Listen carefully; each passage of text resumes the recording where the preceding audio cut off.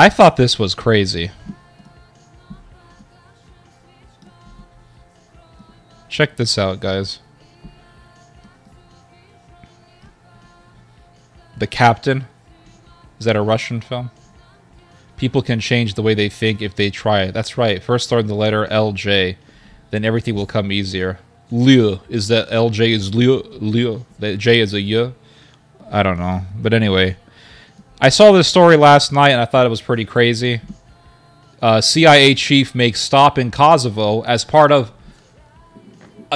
unannounced visit to Balkan region. Now, why is the head of the CIA hanging out in Kosovo? Doesn't America have a whole election season going on right now? Isn't there a whole thing about Trump getting sentenced next month? It's a German movie. Okay, I'll check it out. This is crazy, guys. Now check this out. Check this out.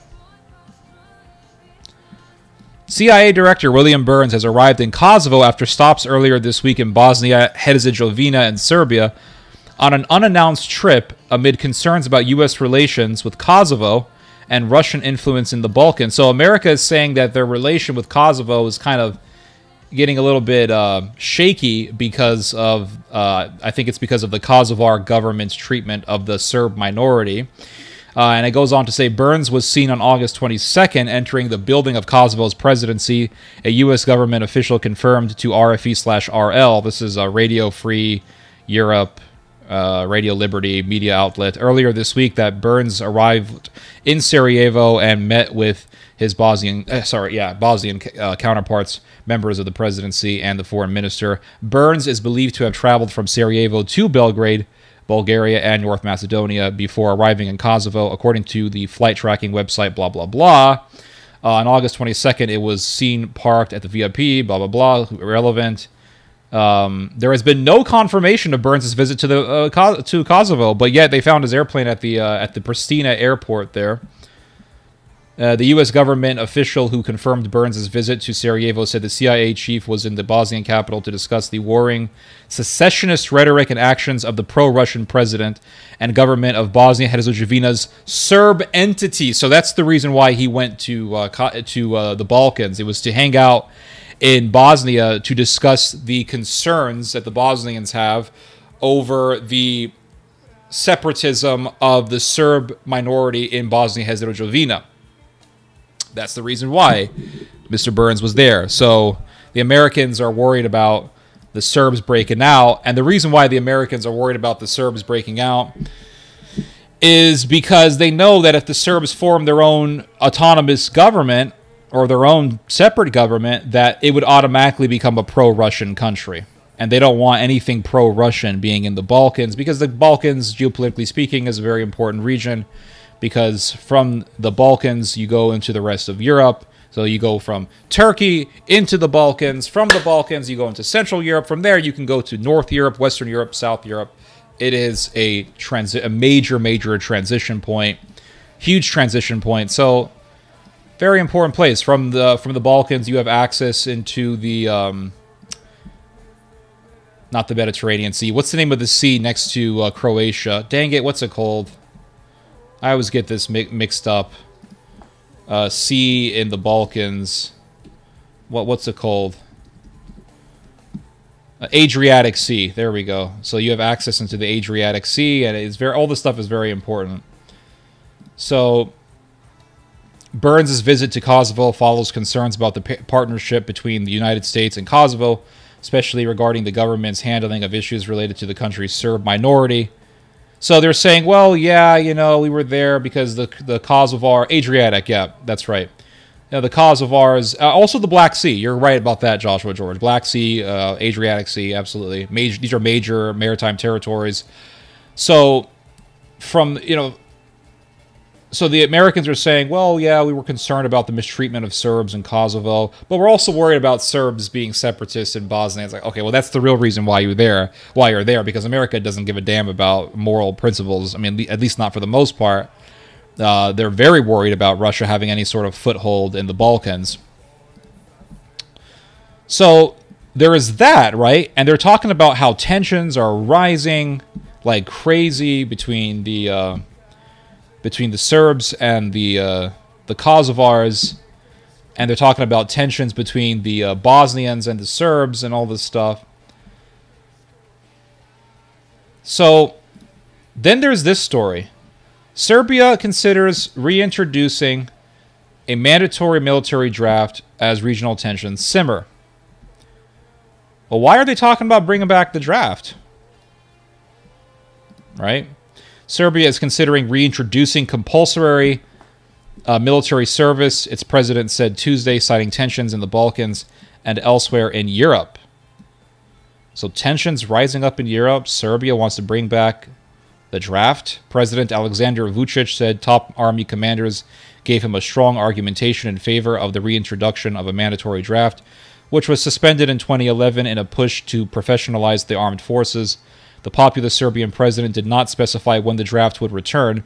He said the national parliament, which is dominated by his allies, would vote on the proposal, which comes after a long campaign by nationalists in favor of it.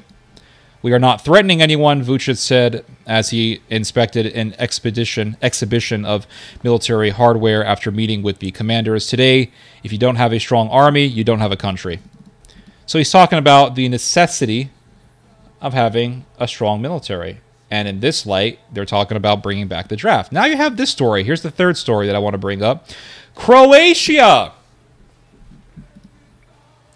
The country that butchered more Serbs in the shortest amount of time than any other country that has ever killed Serbs.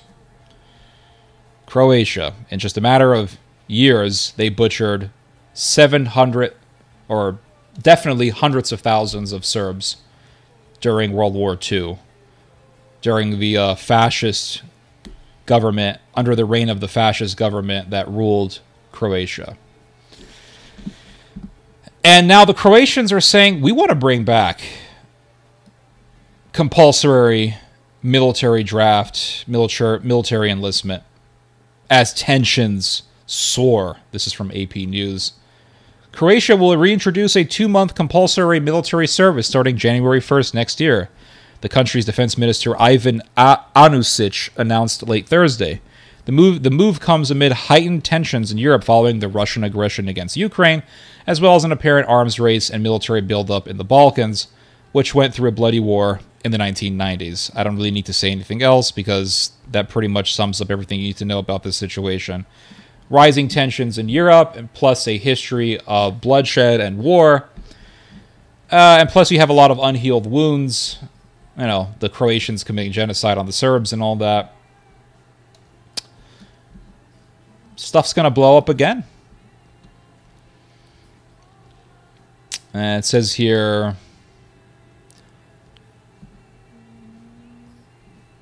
other countries in Europe are considering similar measures, etc., etc. So you have America. So let's just try to put some of these pieces together. You have America, which is on the side of Croatia. You have Serbia, which is trying to toe the line between appeasing America and appeasing Russia, because you got to be friendly with the Americans or else they're going to screw you. And then on top of that, you have soaring tensions. You have a long history of bloodshed between the Serbs and the Kosovars, between the Serbs and the Croatians. Militarism is back on the menu in Russia. It's back in the mainstream in Russia. It's just the bottom line. You have a war in Ukraine, so militarism is just going to come back naturally. And then on top of that, you have America being very worried about Serbian secessionism in Bosnia and Herzegovina. America does not want a Serbian independent country in the middle of the Balkans because that would mean a Russian satellite in the middle of the Balkans. It would be like Georgia. Georgia has these two little governments, and they are effectively under the influence of Russia. They are under the influence of Russia, but they are effectively Russian satellites within Georgia. And this is a thorn in the flesh of NATO. So America doesn't want that in the middle of the Balkans. So who knows what's going to happen? Is America going to use Croatia as a proxy against the Serbs, like they did back in the 90s? With what was it called? Operation Storm, I think it was called, when NATO trained Croatia to defeat the Serbs in the little Serbian Republic. Are they gonna use the Turks as a proxy? Because Turkey is part of the Balkans. It connects with Bulgaria, so they could use the Turks. And remember, the Europeans are now talking about having a military Schengen within the EU so as to allow free travel for the military armed forces of the European Union. Could they then form a military Schengen within the Balkans to make military logistics easier to deal with a troublesome country? Troublesome in their eyes, at least, like Serbia, or like a Serbian enclave within the Balkans. So, very scary times. This is presaging nothing good, and it's very scary. Very scary what we're seeing right now.